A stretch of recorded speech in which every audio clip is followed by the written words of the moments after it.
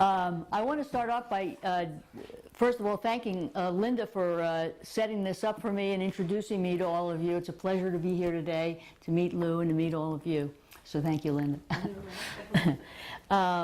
And I want to start off now by telling you a little funny story about the cover of the book, which I came to in a strange way.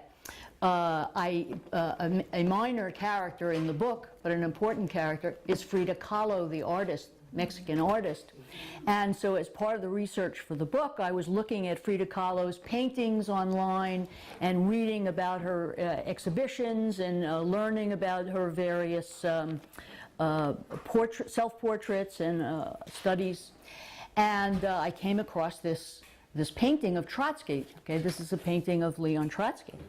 And it said, Leon Trotsky by Frida Kahlo. I said, oh, this is a perfect cover for my book, but it's a Frida Kahlo painting. I have to track it down and find out who has the rights to it. It's a whole complicated process that you have to go through. So I start researching it, and I cannot find this painting in any a reference to Frida Kahlo. So I called my daughter-in-law, our daughter-in-law, who it turns out is an art historian, art curator, and I explained the situation to her. I figured she, of all people, will be able to find this painting for me and find out whether it's possible for me to get rights to put it on the cover. So she does her thing for a little bit, and an hour or two later she calls me back and she says, guess what? That painting is called Leon Trotsky by Frida Kahlo. It's not by Frida Kahlo, that's the title of the painting. It's by a man named Chet Loggins. Oh. Okay. So I had to contact Chet Loggins, who is the illustrator of the cover, and he did indeed very graciously give me the rights to use it as the cover of the book. So let me tell you how I came to write this book, because my professional background is not as a novelist. I've spent my life really writing nonfiction because I was a sociology professor for over 40 years at Brooklyn College, and I'm also a psychoanalyst in private practice in New York. So I never wrote fiction. I only wrote nonfiction. Okay. But in about 2005, I think, my husband Richard and I went to Mexico City on vacation. And when I was in college, I was I loved Russian history. And I had done my undergraduate honors thesis on Leon Trotsky. And he's an historian by training.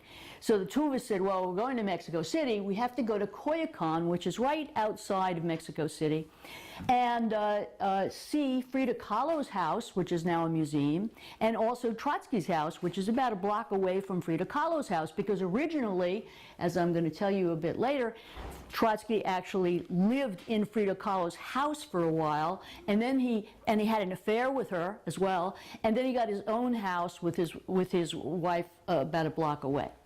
So when we went to visit the museum, okay, the docent there was a young Russian woman, a delightful young woman, and she told us this fascinating story, okay? She said that this Mexican artist, you may be familiar with him, Mexican communist artist, his name was Siqueiros. And Siqueiros was a Stalinist, okay? And the Stalinists wanted to kill Trotsky because he was a major competitor after Lenin's death.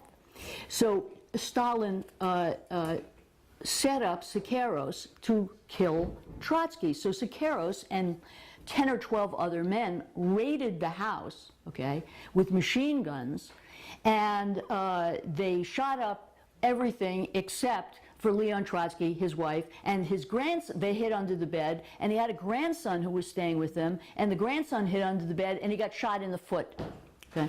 But they survived. Well, after that, as you can imagine, they made the house into a fortress, okay? There was no way of getting close to Trotsky. So they came up with another idea, that Trotsky's secretary, who was this Jewish girl from Brooklyn, the docent told us, had a sister, okay? So the Stalinists decided that they would have one of their agents seduce her sister, and then he and the sister would come and visit her sister, right? And that's how they would get into Trotsky's house. And you know what? It worked like a charm, because that's the man. Ramon Mercader was his real name. It took a while because he had several aliases, but his real name was Ramon Mercader. He seduced her sister. That's how they got access to Trotsky, and that's how he murdered Trotsky. Okay? Now, both Trotsky's secretary and her sister knew nothing about this. They were totally unknowing pawns in this whole thing. So I thought that was a